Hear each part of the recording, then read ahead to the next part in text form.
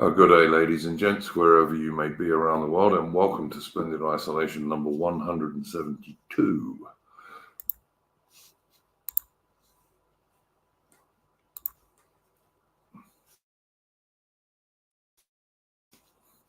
That should be all right. And that should be all right. All right, where are we? Okay, so here we are. Welcome to my guests, Mitch and Adaman. How are you going this evening, gents? Yeah, I'm going good. Same old, same old. Good stuff. Mitch, did you have a first subject you wanted to bring up this week? I suppose we go with the whole Assassin's Creed. I don't know what the name of the game is, but it's set in Japan, and we've got a black samurai. Even my character they based it on was a retainer. He wasn't actually a samurai, according to like social rules of Japan at that time. Because the historical character is a guy called Yasuke. I don't know what that means in Japanese, but all I know about all I know about him was he served as a retainer to Oda Nobunaga, who was like a very influential like Japanese warlord in the time of Sengoku Jidai, like the time of the country at Civil War. I believe that translates as. For anyone who's ever played Shogun 2 Total War, yeah, like that particular figure is kind of easily conjured to your mind. And never got a black assassin in like 1570s Japan. Right? So, in other words, if you're trying to blend in, well, you can't actually blend in as a black samurai in 16th century Japan. So, and you got the Japanese and plenty of like guys on this side of politics, just like endlessly bollocking Ubisoft for like this crap. I mean, I've never played Assassin's Creed games for the past 10 years since Black Flag, so I don't know. Yeah, it was kind of funny as well because people are trying to do the whole out where they're talking about whether he's historically accurate or not. It's like it's not even a case of accuracy; it's a case of authenticity. You know, there was this other game called Ghost of Tsushima. It was a PlayStation game. And it was one of these sort of Sony by numbers games. Sony's put in a lot of work to like basically replicate Assassin's Creed games, but as Sony exclusives, as PlayStation exclusives. So there's a bunch of these. There's like Horizon Zero Dawn and a bunch of others, and then there's this one Ghost of Tsushima set about on the island of Tsushima when the Mongols invaded, and which was like one of the Japanese islands, and it's got a lot of issues, and it's obviously a by numbers game, so it's got its limitations. But a lot of people really seem to love that because the developers and the writers could clearly explore sort of themes and a level of cultural authenticity in a world where they don't have to worry about the same oikophobia that we have here. Funny enough, I mean, this came out at a very similar time to Assassin's Creed Valhalla, which depicts where you play as the like Viking invaders, and it depicts like the English as like racist and kind of deserving it. Yeah, Alfred the Great is a bloody villain. Yeah, horrendously stupid. Adaman, I was just going to say that with that Ghost of Tsushima game, I follow Worth a Buy on YouTube. He's one of the few game reviewers that I follow. He's generally a pretty sensible dude, and he's pretty much against all the woke stuff. But he did a review on Ghost of Tsushima the other day because apparently they've just ported it to PC, and apparently it's a good port, so they're saying. So that's my contribution to this subject, so I don't know much about it. Yeah, and it's like with the Ghost of Tsushima, right? You know, they at least would explore like this authentic image of historical Japan, whereas even now the Assassin's Creed studio just won't even go that far. Even with a foreign culture, they have to do this sort of like Western importation. It's the same. You get the same with this Henry V, this Henry VIII thing, where they talk about like blacks in Britain, and they'll always go back to this trumpeter in Henry VIII's court. Like he was there because he was an oddity, essentially a showpiece, to show off as if he was a vase from China or something, and not too dissimilar with this black retainer in Japan, and yet this is sort of the transmogrified into sort of like the Wakandaization of not even just Western cultures at this point, but even like authentic Eastern cultures.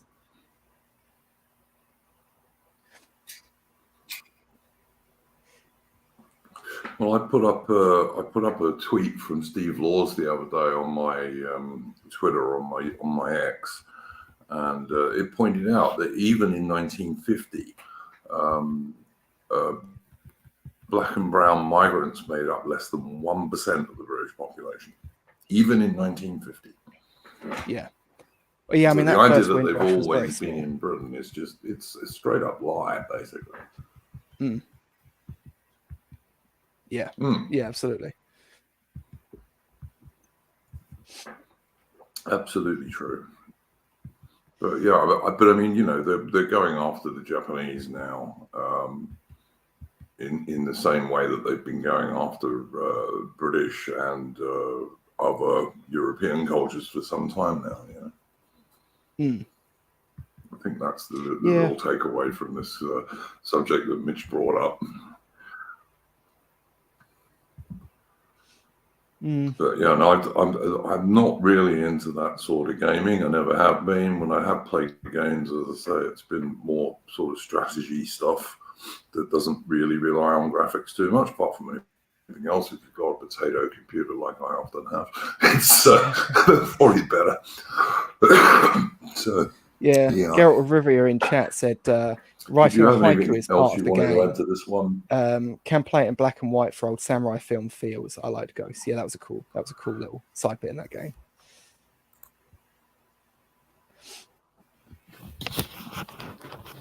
Yeah, I seem to remember that. I think when I watched Worth a Buy, Mac's review of it, he mentioned you could play it in black and white. Yeah, fair enough. Did you have anything you wanted to add to this one, Mitch? I don't. I mean, in terms of like the like striking on Japan, I mean, I think I've heard like Japan. I think they actually are planning to open up their borders recently. I can't remember how long ago they said that, but I mean, this government, like Fumio Kishida, they have been making noises like that. Yeah, because the problem is, like Japan, of course, they've got like a falling population. Yeah, they've been making noises about doing that. Yeah, they've been making like noises about that for a long time. I mean, I wouldn't be surprised if like Shinzo Abe's faction within like the ruling party just been sidelined, and so you got this more neoliberal, slavishly pro-Western faction who are a lot more amenable to opening up the borders, and yeah, I mean, on one end, you've got like these Somali vloggers who will just get arrested because they're just god-botheringly annoying in like Tokyo or whatever. But at the same time, it's also strikes you as they just can't allow Japan to be homogenous because imagine, let's say, that society still being successful despite a falling population or whatnot compared to the West, where, you know, because of mass immigration as well as I don't know how you term it, you know, the whole boomer pensions, massive payouts. That's like doing its part to cripple like finances. That's for my generation. Like, you know, what I don't get, but yeah. Mitch, Mitch, what I don't get is on the one hand, you have people like Elon Musk on Twitter who turn around and say that at some point they're going to have to pay some sort of universal basic income because AI and robotics and what have you is going to like do more and more jobs. Yeah. And on the other hand, you got the Western leaders and possibly Japan now talking about mass immigration You know, the two to me is they don't make any sense together. You know. Well, it's the same as If shitlibs. you're going to be oh well, we must have paying a load of people money not to do anything, you know. Well, it's the same as like, you know, it's the same logic as what shitlibs adopt when we go, oh well, we believe in NHS and the welfare state, but then we want open borders, and it's like, okay, but what do you want? Like what? Because you can't have both, can you? Like welfare state and mass immigration. It's a matter of which one, because you can't have both.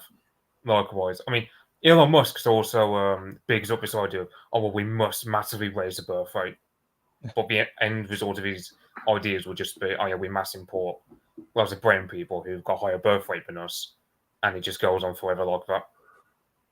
So, and apparently he's far right. Yeah. So people claim, yeah.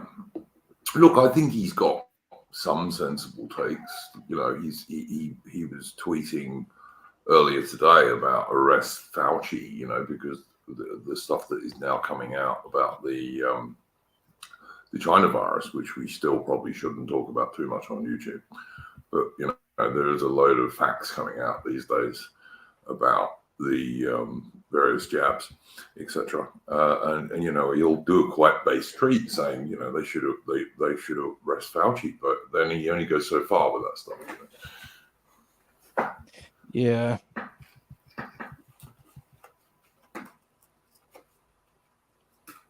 But I mean, maybe we shouldn't get into the. Although I kind of really do want to. Did you have a first subject? Who, me? Yeah. Look, I'm willing to take the risk, and if you phrase it carefully, I know YouTube is still sensitive about it, so we have to be careful what we say. But yeah, I don't know. I haven't actually got a subject. I have kind of been interested in this whole goings on about the whole visor thing, even though previously I didn't really care one way or the other. I always kind of tried to step over that stuff because I always thought it was a bit too close to be conspiratorial. But it has been an interesting development, although I kind of do still want to avoid talking about it for censorship reasons, or algo reasons, I should say. But I haven't actually got a subject, I'm afraid.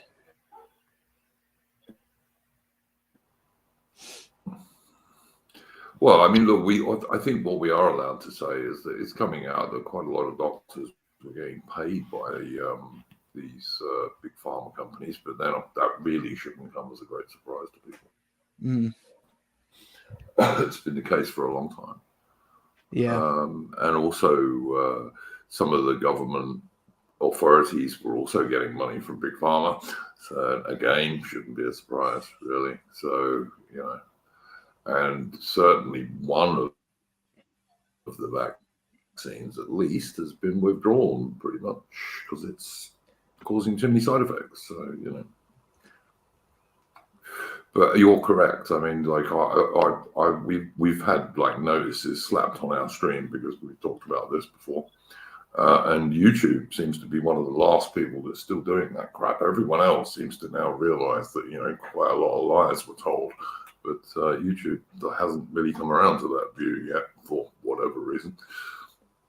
It is kind of funny how that works. How the sort of establishment at large, like the regime's almost kind of cleaved in two. You've got one side that's trying to sort of operate within a shifting window, and they're sort of trying to adapt their strategies on the fly.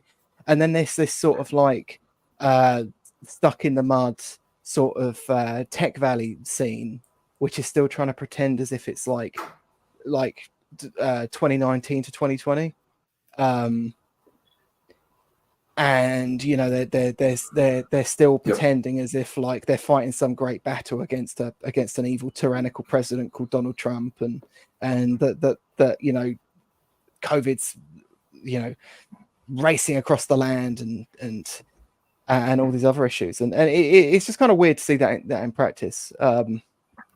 It doesn't. There are some people that say that it's not so much some grand conspiratorial scene, but that like America specifically is kind of like captured by its own story, by its own founding myths, and it's essentially just like going rudderless along with the currents.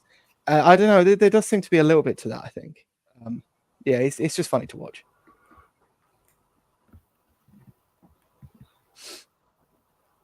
Yep, no, I agree. I think you make a good point. Adam, do you remember you were telling me a couple of weeks ago there was something you were going to bring up that was about a report that had been done? I think it was about immigration and housing or something like that. Yes, I can't remember the specifics of that now. If I'm I've got the tab remembering open correctly. somewhere. Let me just have a quick look. Just trying to remind myself. Because I think that might be quite interesting to discuss. Sorry, because I meant to talk to you about it last week and it just went out of my head. Yeah, it's by the London School of Economics. I can't actually remember what the specifics of the report was. It was kind of funny though, because it was like they were basically trying to argue that. Oh, hang on, I'm going to look for it. I sent some screenshots to someone, so I can definitely get it. All right, while you're doing that, I don't know, Mitch, what's your view on the Russian reconnaissance in force in the north in Ukraine while Adam's looking that one up? I mean, I haven't. I don't know the full details. It just strikes you as, oh, the Ukrainians are getting stretched out, and yeah, they're gonna have to pivot from, because I mean they've had to take forces from like Chasiv Yar, which is like this city, which is like half of it's already fallen to the Russians. They've had to take troops from that area to reinforce in Kharkov, where the Russians took something like 12 villages in a single day, because the troops defending were all conscripts or Molbiks who just didn't know who couldn't really know how to fight because they're poorly trained, but also because the Dragon's Teeth that were meant to ward off the tanks were poorly assembled due to corruption embedded within Ukraine. So it just strikes you as, oh yeah, the Russians are doing it to stretch out the Ukrainians. And they've only used the equivalent of Mitch, as far as I can work out, the Russians are only using a couple of battalions to do this. Like, I mean, as you said, it's a reconnaissance in force. It's not really an offensive, but they're just making pretty good progress because Ukraine's running out of men, basically. Yeah, I just don't see. But I mean, I don't know what the end game for this reconnaissance force. I mean, oh yeah, like I suppose you can assess. Oh yeah, the fact that outside of Donbass, like most of the Ukrainian army just seems to be Molbiks, or just people completely just unsuited to combat because they're poorly trained. But I mean, they're not going to be able to take Kharkov because it's too big. I suppose it could, and generally that city's got a curse to it in terms of the Russian army anyway. Like you look at World War II, there were like 4 battles of that city because the Russians are just cursed with that one particular city. So I don't know what. I don't really know what the Russians are going to do. It's a pretty big city as well. You need a lot of men to take it. Well, the thing is, it is practically a Russian city, right? Because back in 2014, there was a separatist movement there who tried to take over, but the Ukrainian police put them down. Not like very violently. It was a matter of they took over like a city hall, I believe, or something like that, and they were all chucked out of the building and arrested. And you also notice that the Azov battalion, they actually get a lot of their recruits from like Kharkov football ultras. So that area of Ukraine is just not really schizo in terms of like you get some of the most pro-Ukraine nationalists there, but you also get some of the most like pro-Russian nationalists there.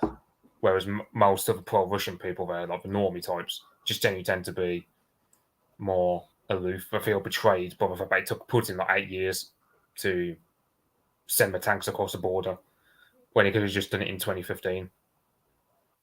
So, I mean, on one hand, as I said, like Russia's got a claim to the land, so you can imagine that area will be annexed. To me,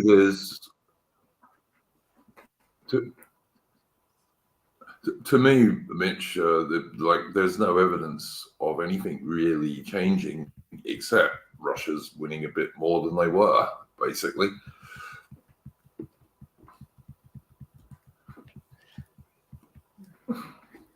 I was actually going to segue into we were talking before the stream started about a couple of videos that I retweeted on X, and one of them is just a video of St. Petersburg and people walking around, and the other one is the same sort of thing in Moscow. And the interesting thing about these videos is that there's not a lot of diversity in St. Petersburg or Moscow. And you'd think if anywhere was going to be diverse in Russia, it would be there, you know? Yeah, I mean, I know St. Petersburg is pretty white because it's a very European city, especially architecture, but also like the whole. Because I mean, Petersburg actually built the city to be like a sort of window for Russians to look at Europe, like a sort of looking glass. So that's why the city's so European, especially genetically and so on, and culturally, architecturally and so on. Moscow, you'd expect it to be a lot more diverse because, of course, imperial legacy and big city, and he's probably got the best wages in Soviet. So if you're some Central Asian Churka wanting a good wage, like a Tajik or whatever, you go to Moscow because it's got the best wages, even if you just work in construction there, relative to smaller cities in Russia, like Chelyabinsk, close to Kazakhstan and whatnot. But like Russia seems to be mostly ethnic Russian, but you get a lot of these pro-Ukrainian Well, I nationalists. just noticed that. But you love these pro-Ukrainian nationalists who will claim that, Moscow is like majority Muslim or something. Although they've got, I mean, I don't know how true this is, but it's like, I don't know. It's like on one hand, you see video clips where it's very ethnically Russian, like very white, but then you also get a lot of anti-Russian types in the network who. I was just, Mitch. I was just comparing it to Mitch. I was just comparing it to video. If you took video of London today, or Manchester, or even Glasgow today, I'm pretty sure, or certainly Melbourne, you know, in Australia.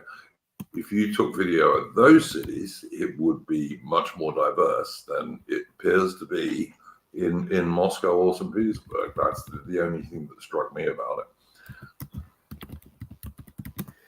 Yeah, it's like, I don't know. I mean, in terms of diversity, I mean, Ireland seems to be getting it worse than us, as of like in terms of very least actually throwing the kitchen sink.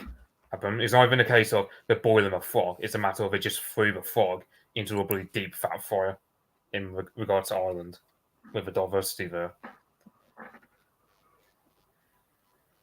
I do think as well, to an extent, that's also why the So. Irish people are still pushback is kind of seen to be a bit working better than it did here in Britain. I mean, their elite there are just retarded by comparison to, you know, sort of the Blair predecessors, and of course Blair himself. Yeah, so I think it was like 20 years ago there were race riots in Oldham, I believe, between like the Pakistan, like between like because of whites, like I can't remember what kick-started the race riots 20 years ago. So it's not exactly like, because I mean you get this. The Americans are the main ones who push for a lot of these like groiper types. So like, like the Anglos are so cowardly, like, you know, they have no fight in them compared to yours, blah blah blah. And it's like, okay, but we did actually have some fight in us. It's just the fact that our state. I mean, this is one. I think this is the main thing we'd have to struggle against. The fact that our state is so capable at shutting down dissent compared to the Irish, who are just like compared to the Irish deep state, who are just complete retards about all this. And it's like you got Galway, for example, which is going to go minority white in the next 10 years. It's quite funny how all these Irish places were like 90% white when I was born.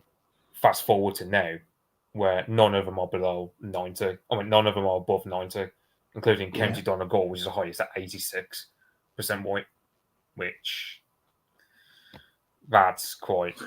It's a pretty small population, Mitch, in Ireland. Also, I mean, Mitch, it's also there's a pretty small indigenous population in Ireland. It's only like 5-6 million, something like that. Whereas in Britain, there's a much bigger population, but also we've got the boiling the frog thing in Britain because it's been going on for so long now. Whereas in Ireland, they've done this very quickly. Yeah. It's like, I don't know. I mean, it's like I think even like Dublin was even. I mean, still, like, pretty our white. immigration in Britain has gone up enormously since Blair, but Yeah, it's like you know, I don't know. I don't know. Like our immigration in Britain has gone up enormously since Tony Blair's government, yeah, but it's been going on for a long time in Britain, whereas in Ireland they've done this very suddenly and very fast. yeah. I was going to say it's even funny. Like I mean, you see, like I mean, I think it was. Oh, good, but yeah, it's like even in like 2002, it was like so like I would like I was an infant, and yet it just shows you like even Dublin was like 85% white. So like you can imagine. I mean, I don't know how like what the Irish nationalists is. I mean, I've heard like the National Party has split up between Justin Barrett, who's formed his own lot called Clan Erin, like Irish family or something like that, and then you've got the other nationalist side who are under the banner of like National Party starting to like I don't know what kind of comes out bad time for because I mean on one hand you've got a Homeland Party who seem to be doing fairly well, and it's going to take a bit of a while for them to be in a position to I don't know become more successful than the BNP was at its heyday. But I mean, I suppose in our way we've got a much bigger population, so we have more leeway. But the Irish, as a smaller population, so even like came to like Donegal, where it's 86% white, even like even less white compared to let's say Cumbria, which is still above 90% white over here. I don't know. Like, I don't know what's going on in the Irish nationalist scene because I mean, it comes because of bad timing. Yep.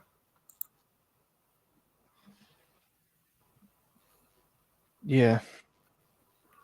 Did you want me to go over this? Rivia in the London's... chat makes the good point that the GAE was 100%.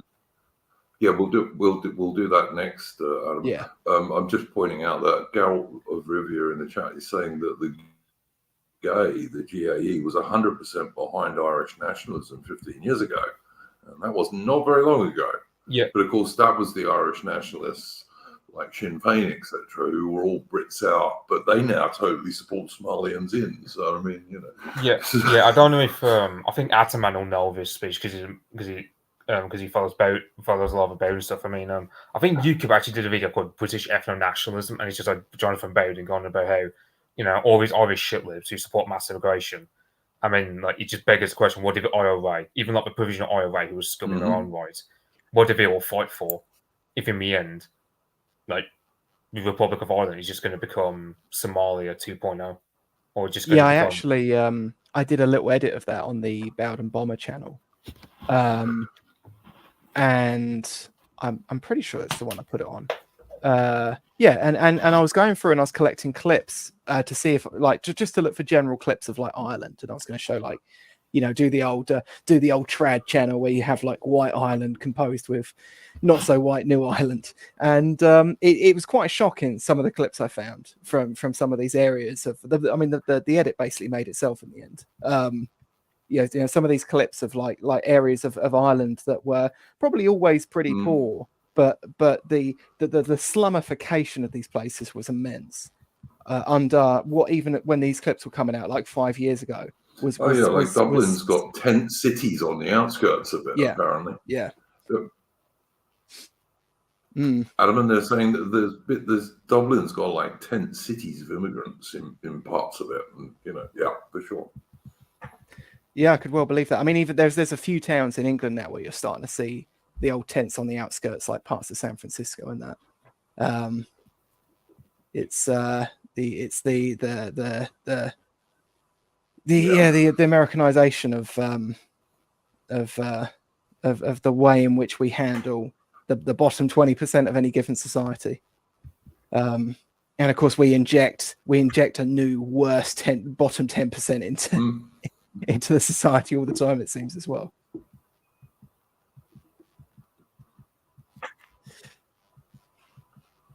Yeah, true enough. I think Count Darkier makes a fairly good point in the chat, which I will simply put on the screen. Yeah, we the people at Passchendaele went over the top for diversity. I'm obviously. They do really believe that, though. There was yeah, and of course there were black guys who went over the top of Passchendaele. They'll tell you. There's a clip that was going around maybe 2 years ago, but it's older than that, of Farage kind of giving a bit of lip to Tony Blair in the European Parliament. And I'll need to go back and check, but I'm sure that in that bit as well, Tony Blair turns around and he was like, "Oh, you know, ancestors didn't fight for people like you to spew this sort of hatred and stuff like that," or something like that. I'll have to go back and check, but it is kind of funny to think how they sort of believe that sort of stuff. Well, I mean, I don't think they believe it. I think they know they're lying, to be honest. But it's just amazing. Yeah, of course they must know they're lying. I mean, you know, our ancestors, either in World War One or indeed in World War Two, were basically nationalists by modern ways of thinking. Most of them were nationalists by modern ways of thinking. You know, and they were probably a bit racist by modern ways of thinking too. You know, so yeah. Well, yeah. I mean, they wouldn't have had much of a conception of like race and sort of ethnic composition, but only because they didn't need to. They would have still had broadly a very strong in-group preference and not a very strong out-group preference. Adam and I retweeted.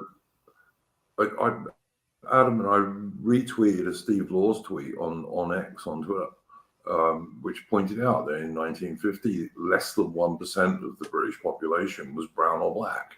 Less than 1% in 1950. Yep. Yeah, I think it was something like 1950. It was like, I think it was something like 50,000 non-whites for the entire country in 1950. So yeah, that's kind of how small it was. Yeah. In 1950, London was about the same size that it was. Yeah, London was actually like, I think London still had over 8 million people in it. It's approaching 9 million now, but like compared to the rest of the country, London's population size has actually grown very, very slowly. And that's where most of them would have lived. So you think how small that would have been as a group, you know, across that giant city. But there's been an awful lot of white people who've left. Yes. But the thing with London, though, Adam, is that a lot of, I mean, and I can speak about this because I was born there. A lot of white people have left London. A lot. Yeah. You know, the Cockney is now like the traditional white London Cockney is an extinct species pretty much in London anyway. Yeah, and to be honest as well, you can follow the people will talk a good game about like technology. They'll say like the introduction of cars allow people to move outside of London, and that's probably true. There's going to be some truth to that, but when you consider the idea that people would self-impose such a long commute on themselves, you start to have some second guessing about how much was that really a prevailing issue compared to, let's say, and you can see this story with like the whole Powers Rivers of Blood speech, and you look at the story of Drusilla Cotterill, the lady who wrote to him that he read the letter of. I remember The Guardian, I think it was The Guardian, did a bit, it might have been The Independent a few years back, where they were trying to basically, because they kept claiming that this woman wasn't real, that this constituent that he read out wasn't real, because he'd never divulged her identity, rightfully so. And then when it was turned out she was real, they were trying to basically disprove everything she said, even though she was long dead at this point. Yeah, and she, one of the claims she made was that they threw a dead dog through her living room window to try and, as one of the ways that they tried to get her to move, including like pushing feces through her letterbox and stuff like that. And I remember that they found someone who was a black guy who was a child at the time who lived on that street. And the Guardian's big own to prove that this woman wasn't lying and that none of this was true was they asked him if they'd thrown a dead dog through a living room window. And he said no. But then he correlated that actually they threw the dead dog through the living room window of the only other white family on the street to try and scare them out. So even in the instance where they thought they had this big own of trying to disprove that you know, there was essentially this deracination that these people were essentially being ethnically cleansed from these locations, they still actually ended up proving it, you know, as ridiculous as it was. So yeah, it was particularly absurd. Yeah, it's crazy. It's crazy. The other And thing it I doesn't would take. say, Adam, is that back in the day, say in 1950, the train services, etc., were actually more extensive and more frequent than they are today. So, when they're talking about people deliberately commuting because they want to, you've got to bear that in mind. That, the actual public transport was probably better back then, and particularly because it wasn't anywhere near so overcrowded. So, Yeah, definitely. But yeah, like you can see why people moved away from places like London or even Birmingham all through the 60s. The late 50s and 60s, as a lot of these groups were coming in. They made life in a lot of these neighborhoods hell for these people. I say these people, our people, technically. Yeah, so I know you got Smethwick Well, in I told you. 1964. You have you have Smethwick in 1964, where like most of the migrants were like Sikhs and like other Indians of that sort. Because I mean, the main reason why Smethwick comes to my mind is my granddad, who was like around my age in 1964. Because there was a candidate in my area whose slogan was, "If you want an N word for neighbour, vote Labour." So. Do you know as well that with that pamphlet, Malcolm X himself got flown out from America to take his photo with that pamphlet on the outskirts of Smethwick? Yeah, I know. Just I know about absolutely that. insane. Yeah, and the thing was like the MP Peter Griffiths, who got elected, he actually tried to like because I mean the council, I believe like they're half Labour, half. But the thing was, Labour in my area, they were still operating a colour bar. So the idea that Labour was fundamentally rushing egalitarian in most days, like not fully true in the sense of that area, but like I don't know. But yeah, like so you had the local Tory party in the area. They were trying to buy these council houses and let them only to white people. However, there was only one problem. The money that they planned to get, because they're going to have to like be like council money. But the thing was, Richard Crossman, Secretary of Housing for the Wilson government at the time, he just blocked it. And unfortunately, Peter Griffiths got voted out in 1966. I can't remember the MP's name who replaced him, but it was in some like famous stage actor in '66. So after that, a lot of the white people just left Smethwick because they just thought, yeah, screw this. So that's how the white flighted into like South Staffordshire in terms of the like countryside and whatnot, because that was kind of like the last stand for a lot of the Brummies in reference to areas like Smethwick.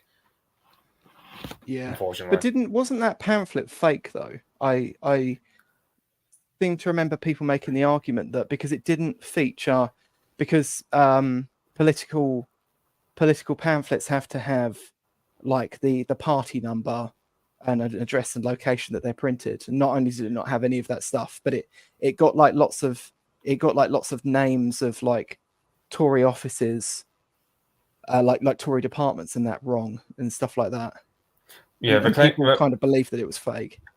Yeah, I think it was like the NSM, like the National Socialist Movement, led by Colin Jordan, who claimed like all the credit for that. Because Peter Griffiths, as actually said, like he didn't actually, because none one in the Tory Party actually claimed credit for it. But the closest they had was Peter Griffiths saying, "Oh well, like that's actually a legitimate grievance in the sense of like, oh yeah, you can see why people believe it, so and you can't easily dismiss like people who are supporting such a thing. You have to actually engage with the concerns, and they use it as a gotcha against him, even though he didn't actually say, "Oh yeah," the actual quote itself.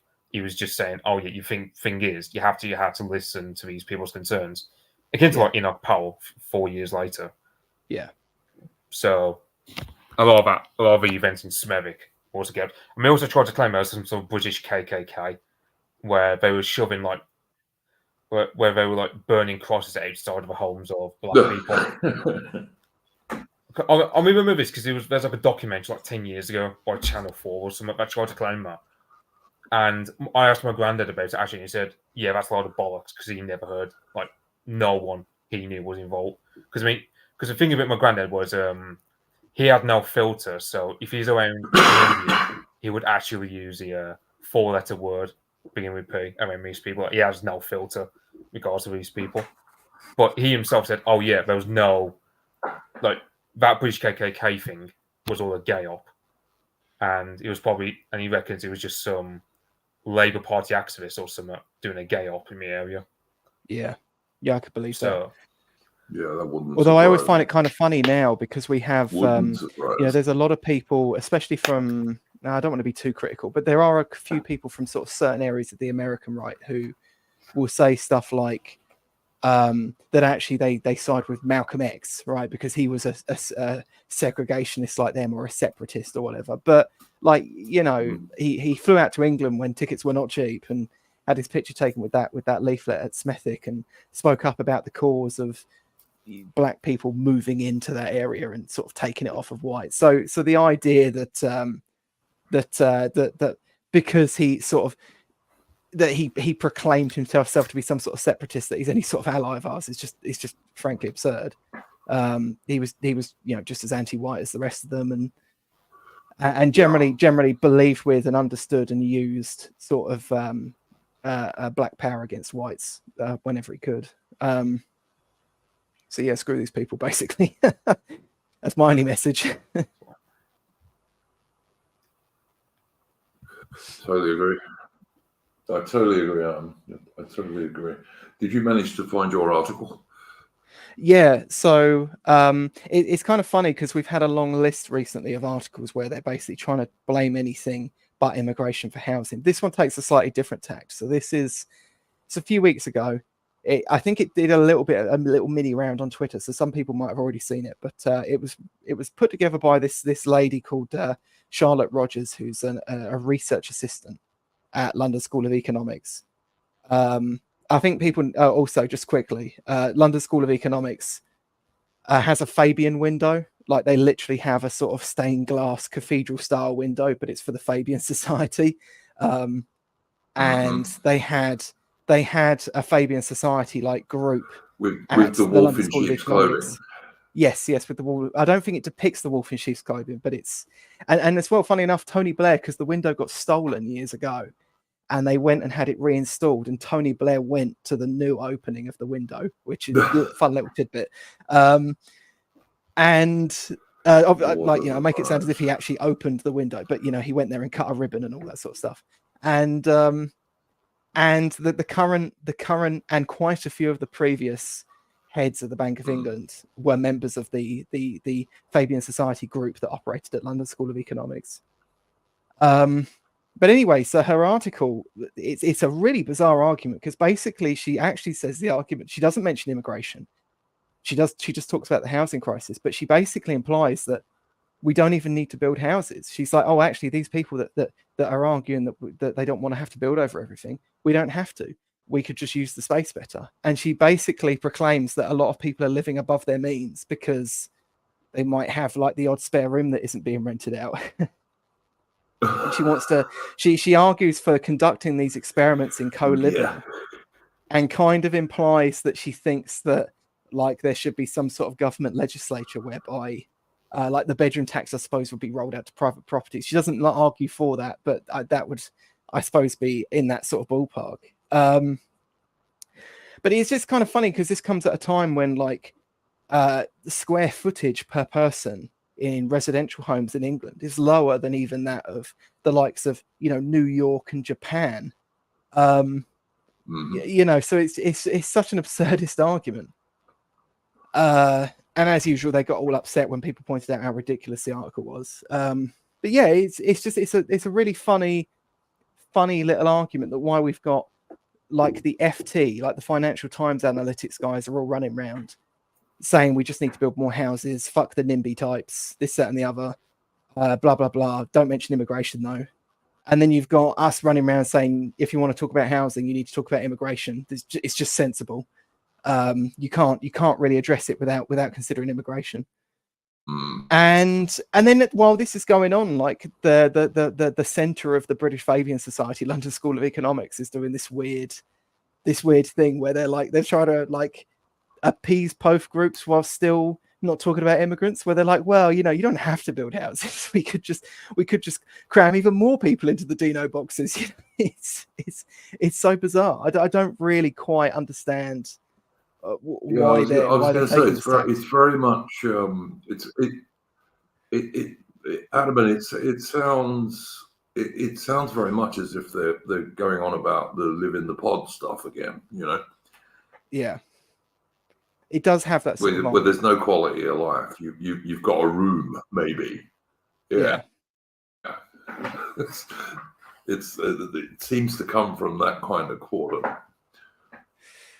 Yeah, it's just so far out of kilter with any conversation anyone else in any space is having. It's quite bizarre. Let me actually look, because I've got a graph on the actual square footage on here. So this is actually old data. This is from 2018. But yeah, they're saying that it looks like square meters of residential floor space between per person is sort of, I suppose, around 38 square meters, which is a fair amount, I'd say. But the thing is, of course, that's going to include lots of older people who have larger homes where their children, possibly even grandchildren, have all moved out.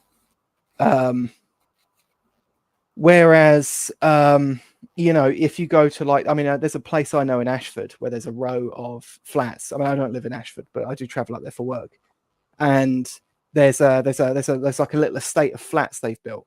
And a lot of those flats have Eastern European and sort of ethnically ambiguous brown people. And those people are living, those are 2-bedroom flats, all of them. And some of those people are living like 12 people to a flat. So that's sort of the extreme other end. And in an ideal world, all those people would be gone. So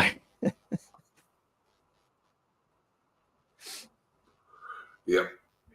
I saw a thing on Twitter last week, and where someone was talking about there's quite a lot of houses that have had illegal bungalows and what have you put up in their back garden. So they don't have a back garden anymore. There's an illegal house there, basically. And very often immigrants doing this. So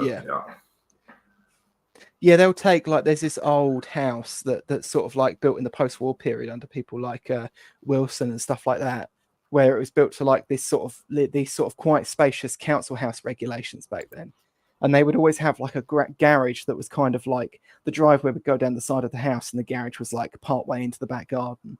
And they'll often turn the garage into like a little house for someone to live in. And I actually saw an example recently. I was arguing with people at work, actually, in the office about the housing crisis. And I just Googled like cheapest housing you could rent in London, like just looked it up on Rightmove or something. And it was listed as a log cabin, but it was literally just a shed in someone's garden. And they wanted some obscene amount of money for it. I can't even remember what it was, but it was more than a 1-bedroom flat where I live. It's just absurd. Crazy. Yeah, no, it's crazy, and as you say, you can't talk about the so-called housing crisis without talking about mass immigration. And I'd argue there isn't a housing crisis; there's a mass immigration crisis. But it's just me. Yeah, I've noticed as well. I just noticed. Sorry, Mitch, just quickly. I just noticed in this woman's article, she refers to it as the global north constantly. But yeah. Anyway, carry on. Yeah, I was gonna say. I mean, do you reckon we'd still have a housing crisis even if like without mass immigration? Just because, I don't know. I mean, I suppose you got like. I mean, I think about Connor Tomlinson off Lotus, he said something like the boomers, in terms of like I've done their part in terms of a housing crisis because, of course, they don't have that societal obligation to pass on the houses towards their children. They just, let's say, they bought the houses like peanuts back in like the 70s or 80s, but then when it comes to like the houses, they'll just sell them off for like massive amounts of money compared to what they bought it with. And they don't sell it to their children, they just sell it off to some random stranger. But then again, it's also, well, I mean, I don't know where we're going with this. I mean, I don't want to pivot into. Well, almost all the nearly all the population growth in Britain over the last 82%. certainly the last 30 years, more actually, I suspect. But yeah, it's all that population growth is due to immigration. It's not due to population growth due to birth rates. It's not. No, I'm just saying. I mean, I don't without know. mass immigration, I don't think we would have a housing crisis. Yeah, but I mean, there's some debate, over like, oh yeah, because I mean, on one hand, yeah, I mean, you got, I think it's in Japan where, so you got loads of houses for sale, but the problem is, however, is those houses are in areas that young Japanese blokes don't want to live in because they're not that accessible in order to get to the workplace.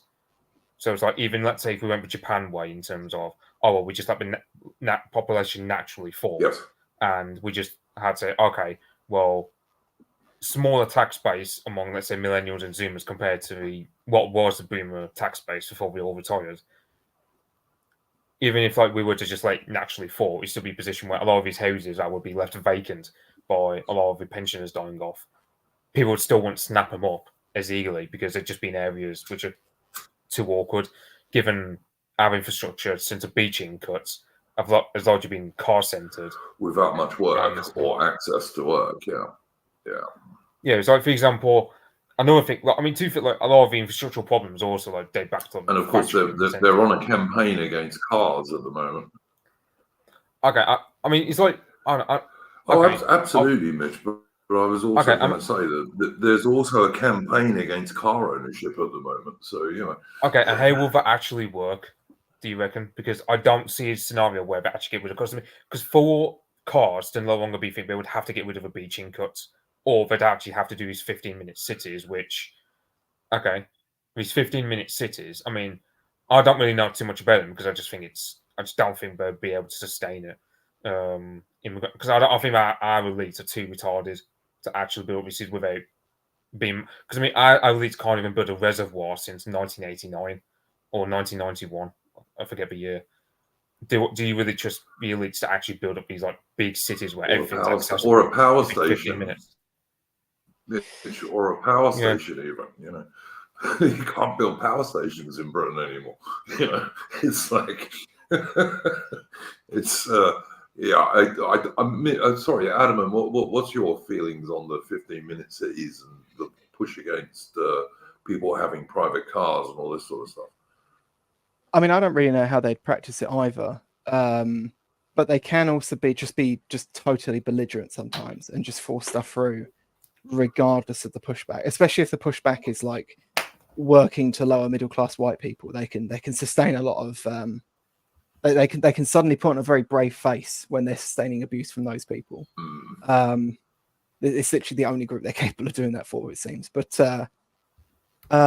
it's like the thing is that they've basically, like, a large part of the walkable cities thing to me seems to be that they made a lot of the cities into just absolutely unlivable shitholes, and they got resentful when people were just like, okay then, and just upped and left. And there's actually a video by that YouTuber Charlemagne from a while back where he shows, and that was actually I think it was filmed in the Great Methodist Hall in London. And it shows these academics, these British academics, like really getting affronted by the fact that Peter Thiel and the son of Milton Friedman were just planning on building like a floating city in the sea. And they were so affronted by the idea that people could just like leave them and just get out of their grasp, like a lord being upset at his peasants like running away. And you kind of think, or at least I think anyway, that a large part of the whole 15-minute cities thing is just that they want you to live with the effects of their policy, and they're resentful of the fact that you basically outed the system by going and building a suburb somewhere and living there. And it's just kind of it just seems rather obscene to me. But I also just don't see how they could make it work, because when white people do move back to like an area of London and they gentrify it, the same people who talk about 15-minute cities like scream and rage, and it's like, well, what did they think was going to happen? Did they think that white, like British people were just going to put up with like horrific abuse from like drugged up, black and brown people in the streets as they try and commute to work, to their shitty job on their horrific public infrastructure? Like, no, that wasn't going to happen. So yeah, I don't really see how they'll make it work, and I think that there's competing narratives there if they did try to push it through. Yeah, I don't even feel also you saw, was it Cornwall or somewhere like that? So somewhere in the southwest where 20 people have been hospitalized because of something in the water, like because apparently there's something wrong with water supply there because the infrastructure is decaying, like bad, really bad there. And you look at and of course Otto English. It's definitely somewhere in the southwest, Mitch. It's definitely somewhere in the southwest.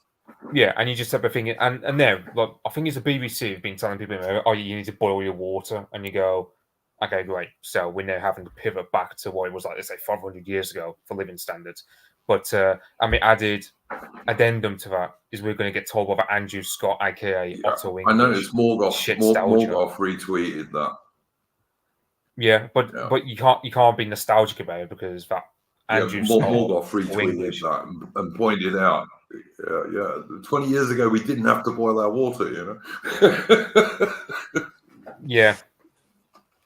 It's like, I don't know. The shitstalgia thing's hilarious though. Like talk about like peak sort of sweary Twitter Otto English. Like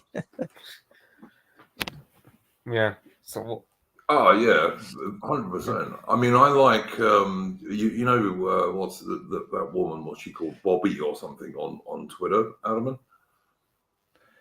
Yeah, something like that. I think she's called Bobby, and she puts up old films from like London and different places in the 1930s or the 1950s, and there's no diversity in any of them, but so you can actually it's not like you can find colorized footage on YouTube, and if you go through the comments, there's people trying to claim it's fake because there's no diversity. they're like trying to claim it's not a real thing. But yeah, it's kind of funny. But like, because we were saying earlier about like what would happen if like the immigration stopped on like the housing market. But like if you look at, even if you went and like, I'd say deport, but I know people want to prefer the term remigration. If you remigrated just the migration that's happened in the last sort of like 10 years, you would clear out like large parts of real estate in some of the most expensive areas of London. Like that would be, someone pointed out in chat, that would be probably the quickest way to get to the whole 15-minute cities. This is literally just to allow people to make cities livable again. And I know that Royal Biscuits, I don't know if he's still in chat, but I remember him a while ago. He used to overseas people. Yeah, sorry, carry on. I was just going to say, Armin, that you could also, another thing you could do would be to stop overseas people from owning houses in various parts of England, so that they just sit empty for 3/4 of the year most of the time, like rich Arabs and so on. That would also like lower prices a bit as well, Yeah. Yeah, you could. I mean, even if you just, I mean, I'm not advocating for this because obviously I want to go further than that. But even if you just ended mass immigration, like just reduced it to zero, the houses would also come down in price in that regard as well. But like over time, but yeah, it's where was I going with that before? That doesn't matter. Anyway.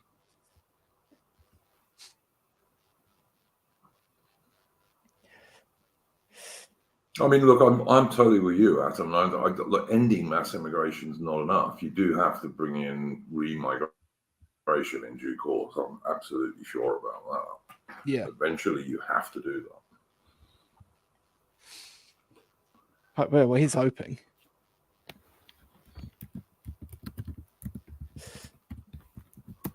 Yeah, I mean, obviously, it would have to be under a different regime to what we have at the moment, or any we have a prospect of getting at the moment. But we never know what's going to happen in 5 or 10 years' time, I suppose. So yeah. Well, I don't think that Geralt Rivia is wrong when he's saying this, but no, definitely not. I mean, not to upset people by bringing up shitstalgia, but the likelihood that a foreign national could buy land in any British community prior to, let's say, like the 1970s was minuscule at best, but that was largely partly because of like technology and communications. People are really quick to point this out to me. They'll be like, oh well, the reason that could exist was because we didn't have planes back then. It's like, okay, but modern problems require modern solutions. Let's bring in legislature that addresses these things within a modern market. Like, this isn't difficult. These people are just throwing boulders in the way because they won't just come out and say that actually they're just oikophobic and they want the immigration. Yeah, it's like, I mean, you got I can't remember who it was that said absolutely. about it, but so you have Vancouver, which is largely just Vancouver these days. That doesn't send people over the edge in terms of immigration, but it's like, I don't know, like the Indian subcontinent types not knowing how to queue on a bus. That really sends like people to start thinking, okay, why should we have like housing for these people? And it's like, I don't know. But it's like, yeah, and it's like, I mean, you got London, which I know in Russia we actually call the place London grads because so many of oligarchs with a lot of interest in early life backgrounds just bought lots of property in the area. So that way, if Putin came for them or whatever, or let's say they fell out with Putin, they could always just go off there like that. Oh, what was his name? The guy who owned Chelsea a few years back. Oh, Abramovich. Yeah. And so, yeah. I mean, pretty much all the Premier League. I mean, even like Wolves was still owned by a British. Like, it used to be owned by Steve Morgan. He was like a British. I think he was working steel or something, or was he? I can't remember what he was, but he actually was British, and then he had to sell it to that Folsom International in China, and it's just like, yeah. There was a big thing after the war in terms of the way they introduced planning legislation that seemed to be entirely designed to destroy British manufacturing. And no one really talks about this enough. I always forget if it's Leeds or Leicester where Fox's Mince was based. And I remember that they purposefully built the ring road in a deliberately shit way just so they could force Fox's Mince to move. And had an excuse to compulsory purchase their factory. And this battle went on for years. And I think it was actually carried on until quite recently. It was like 2016 when Fox's Mince finally shut up shop and left the city for good. But yeah, it seemed like a lot of people in London were quite affronted that manufacturing in the West Midlands was going so strong in the post-war period that the household incomes there was outstripping household incomes in London. And I think they didn't like this idea of these like Car King style captains of industry and manufacturing possibly threatening power over there. And of course, this came at a time when like the Americans were using the Marshall Aid Plan to like restructure British industry and their image. And of course, that image was the New Deal of Franklin D. Roosevelt that smashed the captains of industry over in America. So yeah, you end up with this thing where like they're deliberately bringing in like these horrific planning laws just to stifle any economic empowerment in those areas. It's pretty gross, really. And we still seem to live in the sort of the afterglow of that. Yeah, I don't. Yeah, no, I totally agree with you, Adam. I mean, even when I was, sorry, Mitch, you carry on. I was going to say, I don't know if I won't be surprised if actually a book about this, but I think like someone on Twitter did a thread about, oh yeah, like a lot of history can be explained as the fight between capital versus industry, like the past 200 years or something like that. I don't even know if there's like a book about it, but I saw that some guy did a thread about it, and I won't be surprised if there's some sort of book saying like a lot of history, in terms of at least economic lens, can just be translated as, like the capital of the money power of the banks and whatnot struggling against the more labour side of the economy. Yeah. I don't know. Yeah. I've got to say, when I was a young dude, teenager in inner London, in Bermondsey, for God's sake, there was still quite a lot of economic activity around that area. There were jobs you could get. Like it was mostly smaller manufacturing and stuff by that stage, and also warehouses and all this kind of stuff. A lot of which was like a hangover from the London docks, I suppose. But there were still jobs, etc., around there. And when I last went there, when I was in England for my son's graduation from Britannia Royal Naval College, I made the mistake of going and looking at where I used to live in those days, and like it was, there were literally no Anglo-Celtic Brits in the area where I used to live at all, except in very expensive apartments that had been built in old warehouses and been gentrified right on the river. And that was those were all far too expensive for any of the people who used to live there to be able to afford, of course. And there's no work, Yeah.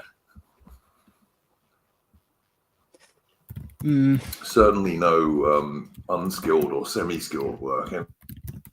Anyway, Yeah, it's like I don't know. I mean, I think like, I don't know if you saw that like OK Boomer like video of put in the Discord where it's like, because Dan on Lotus, he reckons.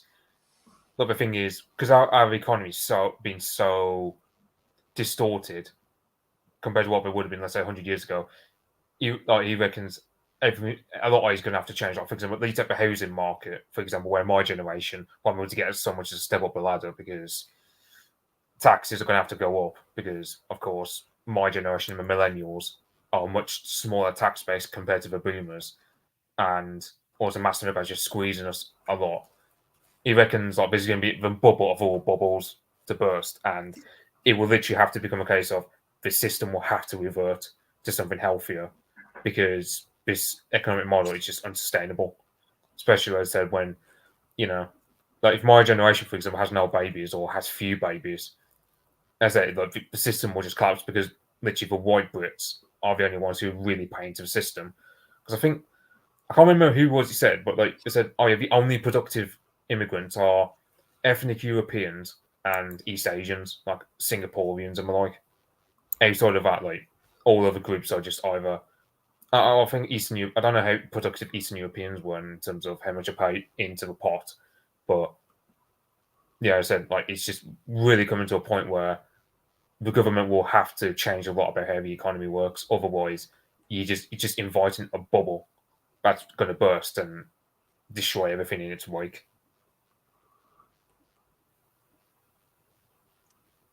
Yeah. Yeah, there's no economic activity to keep this stuff going. It's, it's a service economy, sure, but Britain doesn't manufacture much at all these days. Yeah, but that's a problem, isn't it? It's like you gotta think.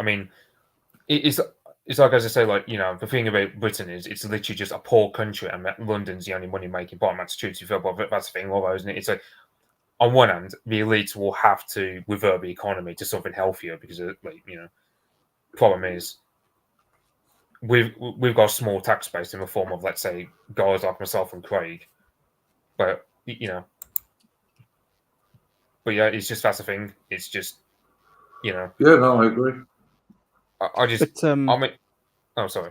I was just going to say, like, the one of the big problems. I mean, we still manufacture on paper quite a lot, but it's the sort of things we're manufacturing now. Is all sort of low skill, pretty basic, simplistic. We're kind of we're almost in a way we've kind of like Italy actually to a regard, but without some of the benefits. We've kind of been reduced to like a sort of like a fake China of Europe. Yeah. Yeah, I remember we'll manufacture like loads of there are lots of places in the UK that will actually manufacture lots of stuff, but it's a lot of it's like basic plastic components and things like that. There's no one making like in terms of like cars at the scale that they used to, or planes or anything like that, trains even.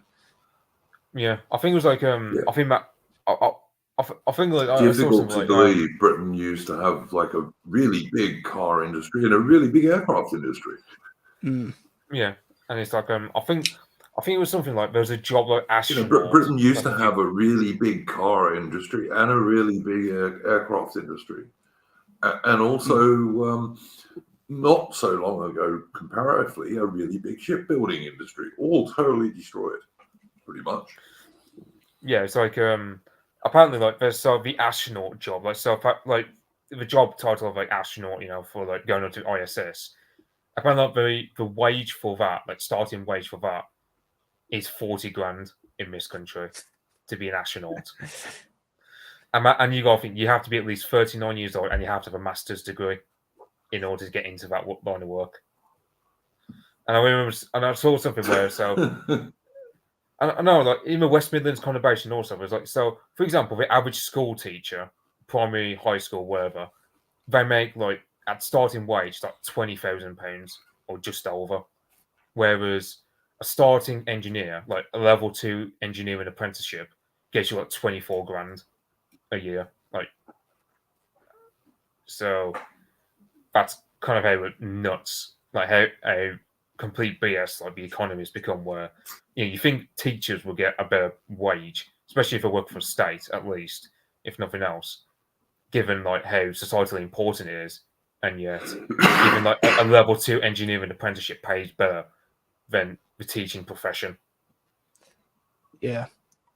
We also, funnily enough, we have 2 engineers working at my place, and we're not doing anything particularly requiring of degrees or skills or anything. I would have thought.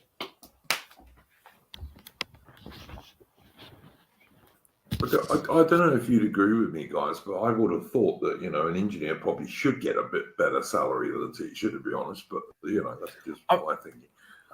Well, I mean, I don't know, but let's say an apprenticeship, right, for engineering, paying more than, let's say, a starting like teacher, because you got to think teachers, right? So you have to go through like 4 years of university debt, pretty much, and then also you got to think.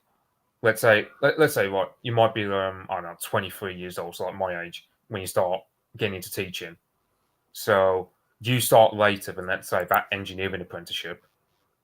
So you think like the market, like you think like, perhaps a state or whoever employing you would make up for the fact that, like you only started at the age of 23 and so on. And you got 4 years of uni debt against you. And you also got to think you got to get a leg up a housing ladder, because you've got something like what, £27,750, but you got 6.5 interest accumulating year by year against you. You'd think like teaching would get you a better wage than just simply 20 grand starting wage. Yeah. And yet, that's just how bad things really are in terms of like that particular profession. And of course, and that's a problem. Like and it has a knock-on effect of, okay, so the normies who are looking for like a decent wage, they're filtered away from ever getting into teaching. But who doesn't get filtered away from a teaching? Antifa types. And they're not talking about, and of course, they're not their main thing in a pleasure in terms of not the money, but something darker. I won't get into that.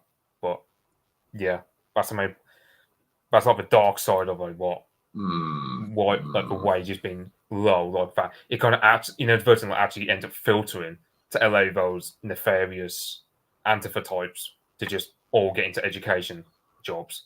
And as I said, same for journalism as well. How like the adpocalypse has absolutely destroyed journalism wages, and it ended up just being that it just picked up people that were ideologically motivated even more so than before. Yeah, definitely. Yeah, it's like I mean, on one hand, you get the whole like meme about how on one Geralt hand, the right wants Rivia fall is off pointing out bricklayers can earn $50 an hour. So yeah, if I were like a young man, let's say, because I mean, I'm just saying, Geralt of Rivia is pointing out you can earn $50 quid an hour as a bricklayer, but yeah, I was going to say, I'd say if you were a young man, I'd say let's say work a job like a good paying job, but then let's say in your later 20s, I'd say study something like law or something. That's probably what I was, because I mean, to be fair, that's probably my plan. Because I mean, problem is we've got a deficit of lawyers, but at the moment, I just have to. I mean, I don't know if Craig will follow after me in that regard, but I mean, I don't know, could do with lawyers, but I think you could. But at the moment, like as a young bloke, you make more money as a tradie than you do as a white collar job. So you can make some decent money until like your late 20s. Then you pivot towards studying. You could study online for like I can't remember, Open University, I think it's called, or something, where you can study online to do law, get a legal law degree, and you can actually become a lawyer. And it's that's probably like one piece of advice I'll give to young man. I don't know if you'd agree with that, man, because you're a lot more knowledgeable about the job market than I am. I do actually agree with that. Get a job, do Open University on the side. A lot of him like among like the student age people really look down on the Open University because it's not a proper uni. But every employer I've ever spoke to about this actually really liked Open University because you're doing it part-time around work, and it kind of demonstrates your ability to sort of commit to things and time manage and stuff like that. And it's the same degree at the end of the day. It's the same work. This whole thing about some universities being more prestigious as than others seems to be kind of a sort of boomer hang up. Yeah, I mean, that kind of seemed. For a while, people worried. Sen's Fortress makes a point. Yeah, trouble is getting time to study on top of being a tradie plus life. Sen's Fortress is saying, yeah, it's the time to do it if you're also being a trader. Yeah, I mean, that there was a time when I kind of worried that was going to be the future for everyone. If you start a family or something at the same time, that you were going to be working in one career until that career, because careers now seem to be so short. Like even programming seems to have kind of slightly run its course, which is absolutely horrific to think about. Programming wages have also gone into a little bit of a slump in a lot of places. And so you kind of got this problem now where people are like, they go into one career, they're working in it for 10 years, and then they're having to contemplate training up for an entirely new career change because the market has changed over that time frame. And so I don't know. I kind of, for a while, I kind of worried that was going to be the status quo, that people were just going to be like spend their entire rest of their life juggling working and then training for the next coming industry. But at the same time, it also just seems to be that the economy is kind of folding in on itself quicker than that could come to pass anyway. So, yeah, I was going to say on topic of like whole university prestige thing is like I think Richard Ford, like he says best, like the Oxbridge degree is actually a lot overrated because I mean you have plenty of Oxbridge guys among our elites who are just turn out to be complete retards, like that John Curtis election analyst fellow and whatnot. And it's just because I mean it's like the same in Scotland. I mean Scotland used to have a very prestigious education system. Like I don't know how recently it fell apart, but I think like Duke and Albert and Miss on but even just like 100 years ago compared to now, whereas and the same with Oxbridge, it's just they've lost their prestige. And I think Morgoth actually says it best. Like oh yeah, like Cambridge is that one place where the aesthetic of a place in terms of it, like the buildings look great, but they just export brain dead libtards rather than actual, like, you know, they're not exactly going to bring out the next Godfrey Bloom from Cambridge anytime soon. Put it that way.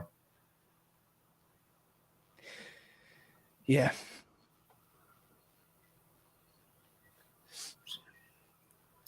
Yeah, no, I think both of you are correct about that. I also think Persona non grata in the chat makes a good point that AI is going to change some degree level jobs, and there's quite a lot involved with the law that I do think that AI will be able to do. I mean, obviously not going to trial and stuff like that, but some of the contract stuff and what have you may get taken over by AI eventually.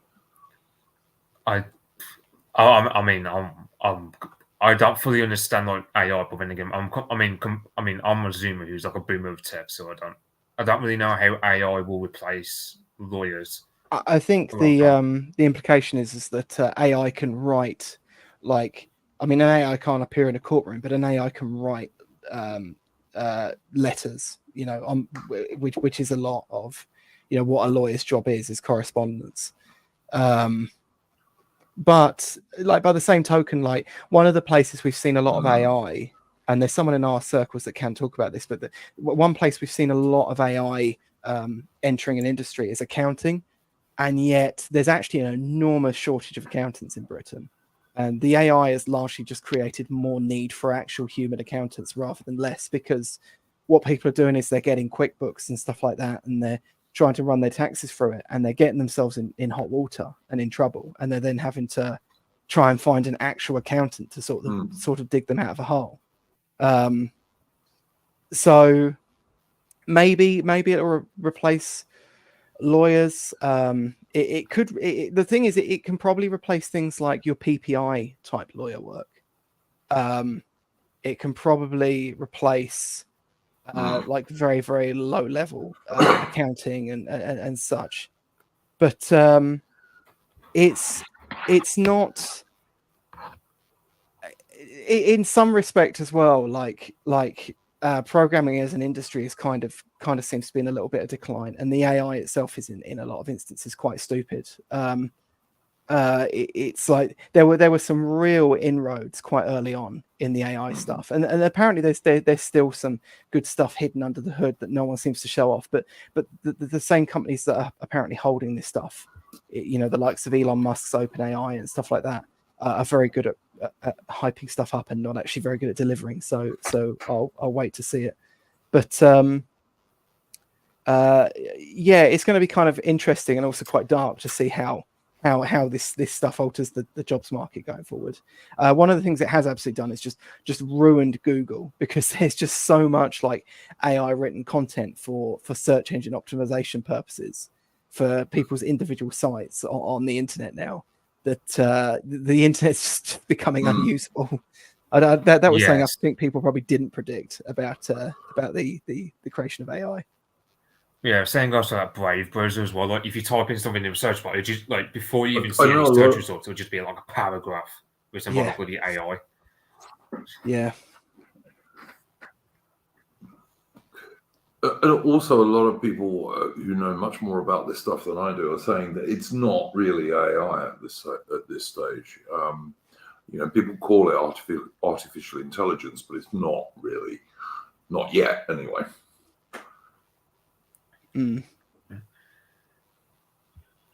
Yeah, I don't know like what to think about this AI thing. Because I mean, on one hand, you get some people who say, "Oh, well, this is going to phase out so many jobs," but on the other hand, it's also like, so you get a lot of the it's not really nice, but a lot of people say, "Oh yeah, my generation a lot more computer savvy." Or well, and I go, so perhaps it'd be a matter of, "Oh yeah, perhaps my generation could adjust to it," but then there are some other people who will say, "Oh well, this will face so many jobs that many young people won't know what to do with it, like in terms of how to adjust to the market." And so I don't know.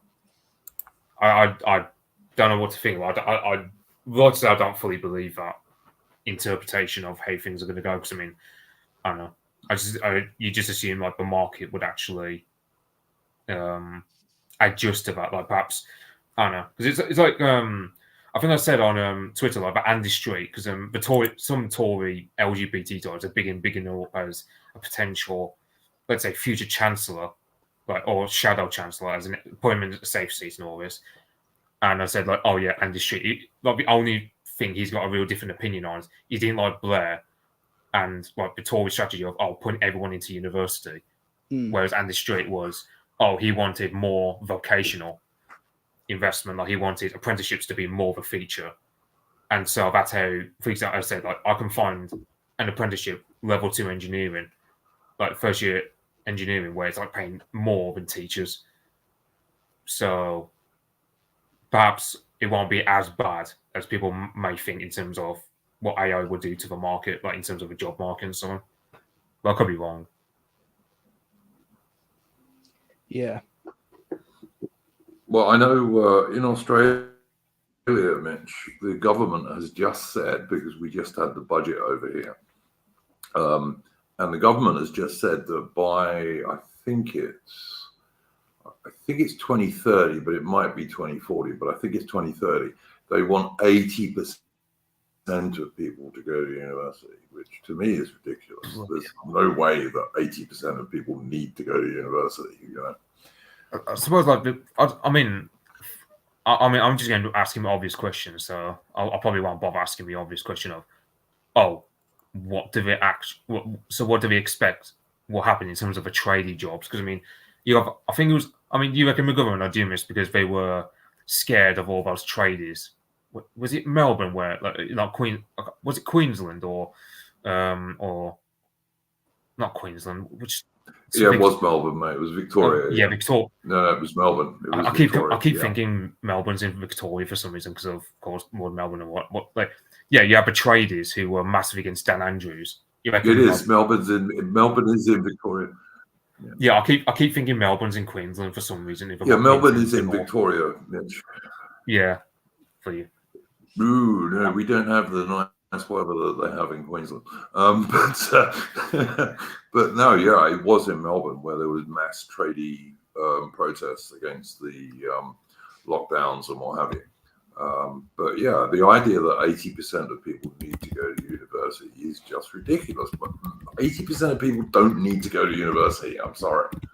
And a lot of those people won't even be capable of getting very much out of university either, you know? Yeah, that's definitely true. Sonny Jim says it's not mainly AI, it's more IA, intelligence augmentation, i.e. software tools. That's absolutely true. Like we have a software package at work, an AI package, sorry. And it is, I always forget what the programmers call it, where it's essentially just a program that operates on true or false statements. But that's so much of what a lot of AI packages or things out there that market themselves as AI packages actually are. There are some actual, what we would probably class as AI, and that is your likes of, OpenAI or the Bing Copilot and stuff like that. But so much of it is literally just you throw a spreadsheet into it, and it goes down and it assesses based on the parameters, a bunch of true or false statements that it then uses for an outcome. There's a special term for this. I can't remember it off the top of my head, but it's not AI. It's just complex programming. Yeah.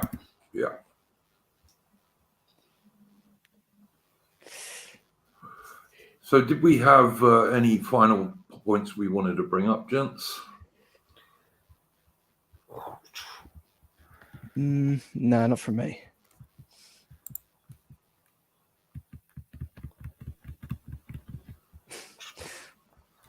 Anything, Mitch, you wanted to bring up as a final point? I'm trying to think. I suppose I don't know what I don't know what you make of. I can't remember possibly, but someone I'm an American side of a pond. Possibly the idea of like some sort of pan-Anglo thing where, so let's say Canada, but it also includes America, and you had plenty of the groypers arguing against it for obvious reasons, but you also had like I don't know, you had me, for example, arguing, like, thing is, I think like America's at best semi-detached, if not fully detached, from a sort of like the English world in that sense. Because I mean, Canada, Australia, and New Zealand, they still have a monarchy as a head of state and have a lot of cultural similarities to us in a way that Americans don't. I don't know what you'd make of it in terms of should America be like closely tied to us in the same way that Canada, Australia, and New Zealand are, or are the Americans just too detached and would you just accept we're both separate ways?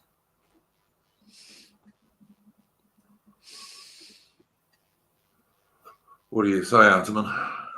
Oh, I don't know. That's I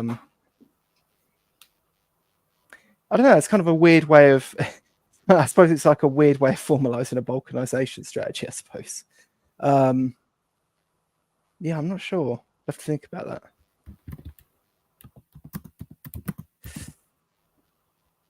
You wouldn't get most of the American my view is that board if with you're that, too closely tied in with America, the trouble is the Americans are going to dominate everything.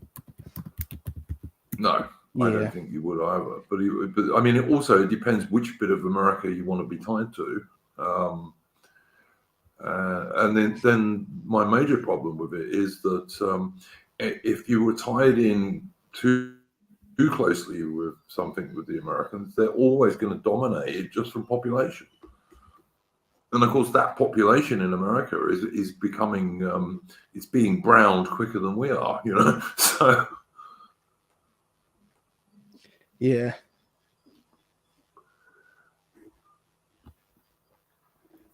Yeah, I also think that's the way I think about that stuff. Yeah,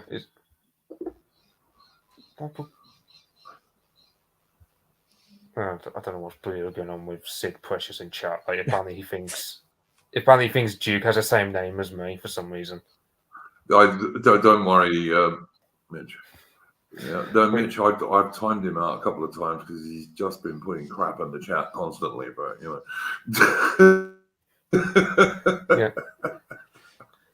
Yeah.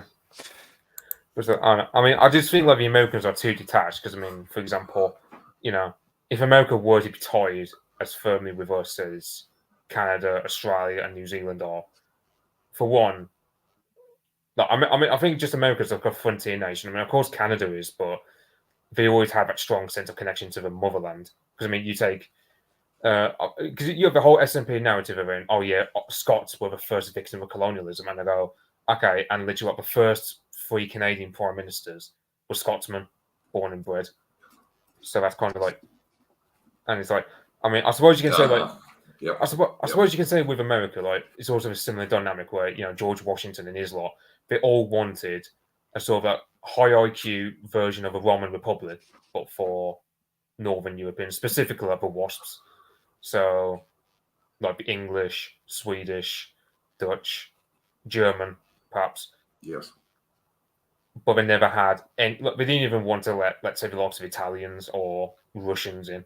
It was just mainly to be, oh, white people of Northern European descent who were also Protestant.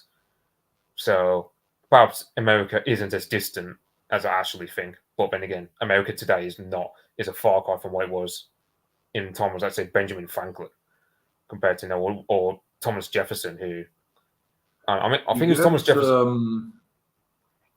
Mitch, you get people on the right. You get people on the right in America who will talk about founding stock Americans, and they're the WASP guys that you're talking about.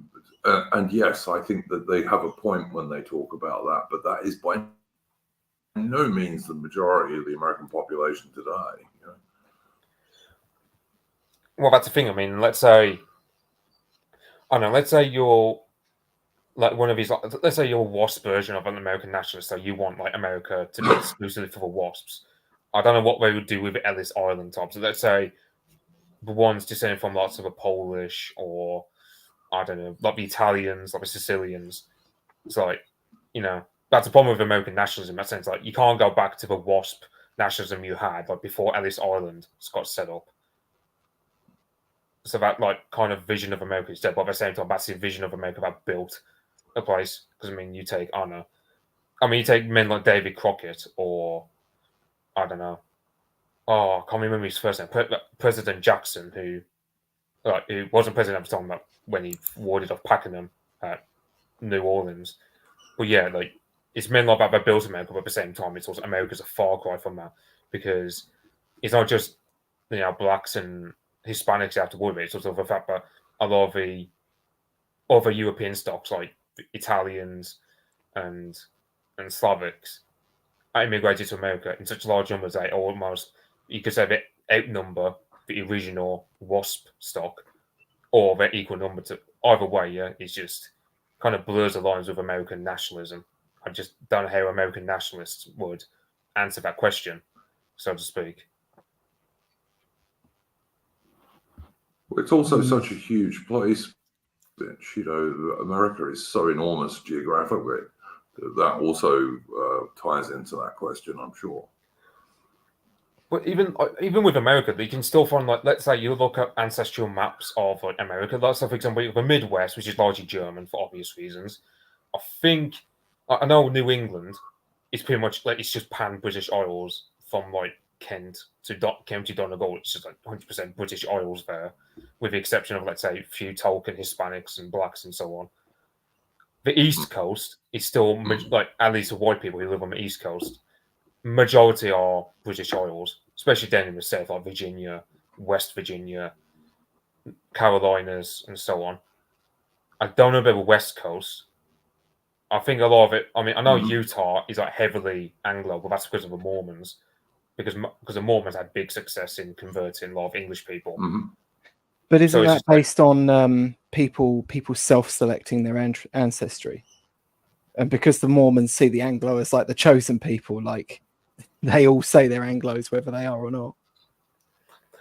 Yeah, I mean, the problem is, like, yes, Well, I can tell you, I can tell you what I do know, guys, is you guys will know Aubrey's in the Discord, who is quite often in our chat, and she does a lot of trace members of her family back to England in the like 10th century and stuff like this. So and she's like basically Midwest, and a lot of her family are Anglos. Or I know that a lot of the frontier people generally were well. So pretty typical. Well, I know that the frontier people generally were from the British Isles, and I think I think Anglo or British Isles genetics is probably more pervasive in white Americans than they probably like to believe. Because I know that there was a big, again, in terms of self-reported, there was a big sort of anti-Anglo push after the Revolutionary War. So similar to the fact that even like the amount of people that will say they're from German ancestry sort of declined after World War II, in a sort of similar vein.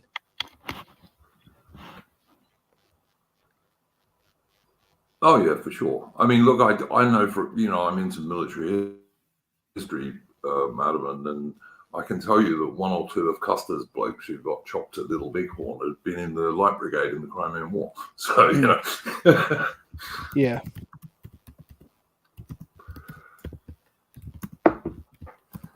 But that sort of stuff was quite common in those days. But someone earlier on pointed out that even if the Brits had won the American War of Independence, or as the Americans tend to say, the American Revolution, America would undoubtedly have been made a dominion, just like Canada and Australia were. So, no doubt whatsoever. Yeah. So it would have got effective independence anyway, in due course. Yeah. On that note, though, I am going to have to pop off because it is quite late for me. Yeah, we're coming to an end anyway, I think, Adam, and unless Mitch has got anything else he wants to talk about. Did you have anything you wanted to plug, Outman? No, I'm good on that side of things. But yeah, anyway, I'll leave you both to it. Okay. Well, people can go and check out Adam's Bowden Bomber channel on YouTube. Yeah, it's still there. I will I upload think something that's to still it. going, isn't it? Yes, it's still going. Yeah. Okay, then. Both talk to you both later. Have a good night, and same to chat. No worries. No worries. I got muted. Thanks very much for coming on, Atman. Go well. Yeah. Anything else you wanted to bring up, Mitch? I forgot my point I was going to say, but I mean, I think with America, I mean, I think like one of the main reasons why they did the Revolutionary War was because we forbade them from settling beyond the Appalachian Mountains because we had like these solid alliances with the native tribes and so on. I think the Iroquois were also like one confederacy we had a lot of alliances with, and the fact that we forbade the settlers in the area from expanding their territory, insulted them quite a bit as to induce them in part to rebel, alongside, of course, obvious cause of taxation for representation. But it's like, I don't know. But I mean, I'd argue like that's actually like probably that you could argue that'd be a better better timeline had Britain won against the Americans in that sense.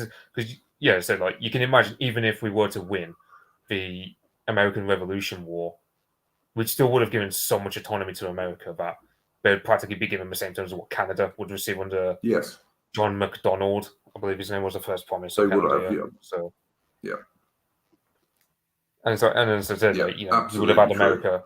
Totally true. Yeah. Yeah. And I said, yeah, I mean, even like independent America in its heyday, up until Hart-Celler Act, up until like they screwed themselves over the Hart-Celler Act, and a lot of JFK and so on, and Lyndon B. Johnson, they still had this idea that America should be a country of high IQ WASPs of like mainly English stock, or British stock, I should say, because you had Scots-Irish in the rural Appalachia area, like West Virginia, I believe.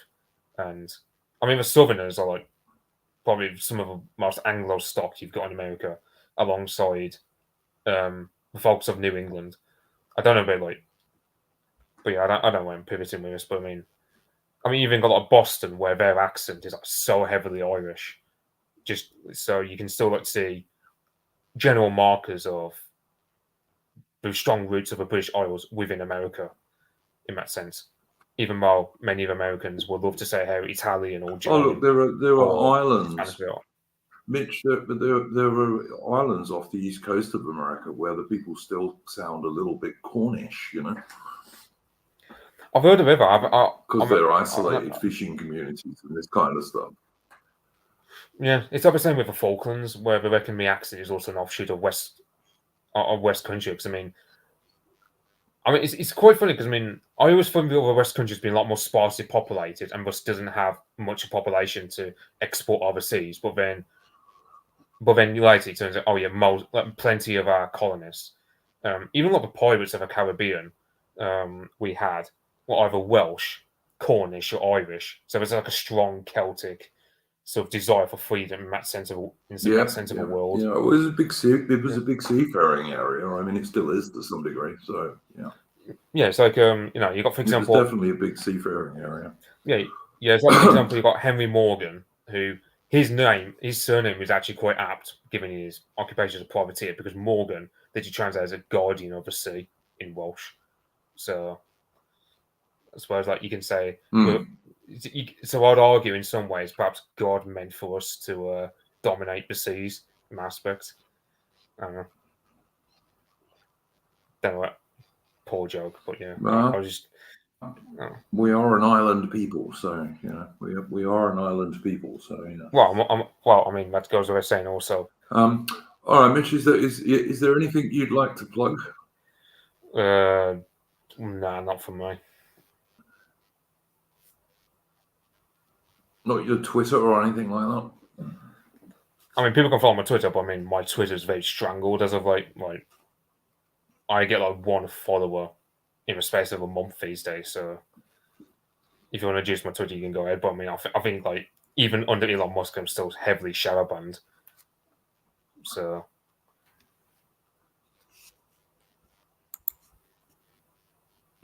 Okay. Yeah, I think everyone on the right on X is it's better under Elon Musk than it was before, but I think, you still only got a limited reach. But on the other hand, I'm not particularly into talking to lefties anyway, because I think it's a waste of time for the most part. But, He was arguing with lefties. He was arguing with lefties that got me really suspended in the first place. So I've learned my lesson. So it's just I don't mind arguing with other right wingers. I just think it's pointless, Mitch. Yeah, I mean, that's the all only right. argument. If you the trouble is arguing with lefties, you're never going to convince them of anything useful, Yeah, like the only good thing to do is just, I don't know. Let's say you find some feminist woman complaining about men. I'll just put in that woman talking gif that I was using earlier. I will just laugh at them because there's no point arguing with them. They never will be convinced. It's just a matter of just laugh at them. That's the only thing to do with that sort of. I mean, I don't mind arguing with other right wingers. Let's say, I don't know, like some guy on your Twitter feed was arguing, hey, Winston Churchill was actually a hero in all this, and he was calling us all bloody neo Nazis because we don't like him. And so I don't mind arguing that sort of thing because that guy is sympathetic towards our ideas anyway. He just needs to be pushed slightly further. But arguing with some feminist or some online shitlib who listen to that Navarra media or whomever else, just laugh at them. Just take the piss out of them big time. Don't bother arguing with them. You give it. You just. Well, I can say if anyone's. I can say if anyone's interested that Brutus wants me to do a debate with him on Churchill. And I've said I'll do it if he can get someone to umpire it who is reasonably unbiased and historical. So if he can get someone like Apostolic Majesty or someone to umpire it, then I'll do it with him. But that's as far as I'm prepared to go. Because I've done a lot of streams. Is there actually anyone in our circles who's got with Forrest, for example? Yeah. Is there anyone in the right who's actually got an unbiased opinion of Winston Churchill? Because I can't think of anyone.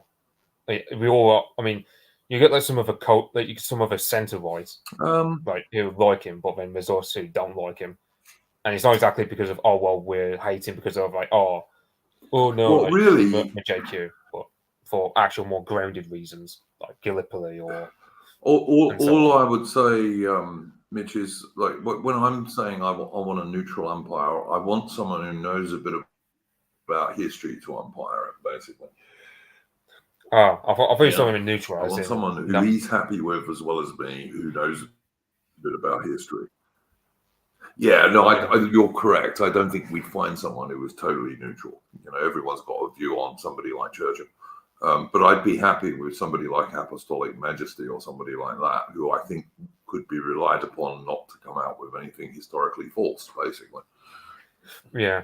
So. Yeah. But I don't think he's a great fan of Churchill. But on the other hand, he is. He's not going to lie about history because he doesn't do that. No, it's like I don't know. I mean, just Apostolic Majesty. No, I agree. Happy cursed plague doctor.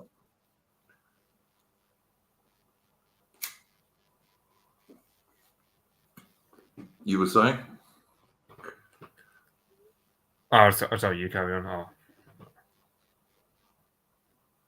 I was just going to say. No. It's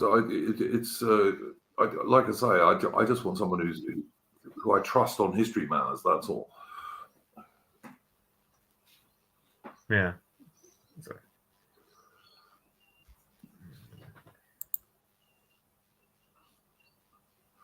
But well, we've been going for an hour and 3/4, more than that actually, about almost an hour and 50 minutes. Unless you've got anything to talk about, Mitch, I think we'll close it for this week.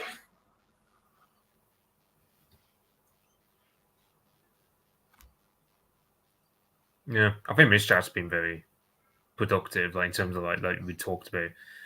I don't know.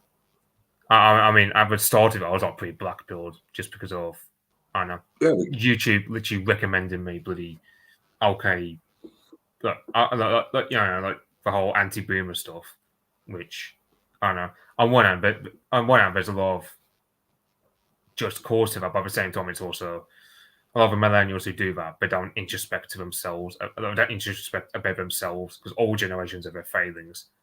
I'd say Zoomers and millennials are no exception to that rule. Of course. Yep, I'd agree with that. I would definitely agree with that. Yeah, we covered quite a lot of ground.